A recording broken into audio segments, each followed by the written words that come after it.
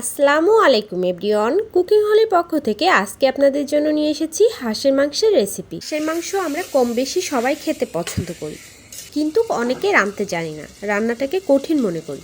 তাদের জন্য রান্নাটাকে সহজ করে আমি নিয়ে এসেছি আজকের রেসিপিটির জন্য প্রথমে চুলা অন করে আমি একটি পাত্র বসিয়ে দিব। পাত্রটি একটু গরম হলে তাতে 2 টেবিল চামচ তেল দিয়ে দিব। তেল একটু গরম হলে তাতে 1 কাপ পরিমাণ পেঁয়াজ কুচি দিয়ে দিব। এবার পেঁয়াজটাকে হালকা নেড়েচেড়ে ভেজে নিব। এখন দিয়ে দিব 2টা সবুজ এলাচ, একটা কালো এলাচ, 2 টুকরা দারুচিনি, একটা তেজপাতা, 1 টেবিল চামচ জিরা। এখানে আমি এলাচগুলোকে একটু থেতলে দিয়েছি আর তেজপাতা মাঝখান থেকে কেটে টুকরো করে দিয়েছি। এবার পেঁয়াজটাকে নাড়াচাড়া করে ব্রাউন করে ভেজে নিব। পেঁয়াজ ভালোভাবে ভাজা হয়ে গেলে এখানে আমি আধা কাপ পানি অ্যাড করব। হালকা একটু নাড়াচাড়া করে নিব।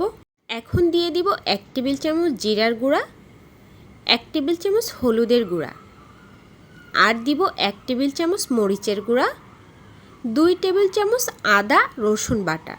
গুঁড়া মশলা যাতে পুড়ে না যায় তার জন্য 2 টেবিল চামচ পানি অ্যাড করছি। এখানে আমি ব্লেন্ডার ধোয়া পানিটা অ্যাড করেছি, আপনারা এখানে যে কোনো পানি নিতে পারেন। এবার মশলাটাকে আমি ভালোভাবে কষিয়ে নিব। আমার মশলাটা ভালোভাবে কষানো হয়ে গেলে এখানে আমি মাংস অ্যাড করব। এখানে আমি 700 গ্রাম বেইজিং হাঁসের মাংস অ্যাড করেছি। যে কোনো হাঁসের মাংসই এই একই পদ্ধতিতে রান্না করলে এর স্বাদটা পারফেক্ট থাকবে। এখন এখানে 2 টেবিল চামচ লবণ অ্যাড করব। লবণ দেওয়ার পর একটু নাড়াচাড়া করে মাংসটিকে আমি ভালোভাবে কষিয়ে নিব। এরপর 5 মিনিটের জন্য ঢেকে দিব। 5 মিনিট পর ঢাকনা সরালে দেখা যাবে মাংস থেকে পানি বের হয়েছে। এবার একটু নাড়াচাড়া করে পানিটাকে শুকিয়ে নিতে হবে। মাংসের পানিটা শুকিয়ে আসলে এখানে আমি 2 কাপ পরিমাণ নারকেলের দুধ অ্যাড করব।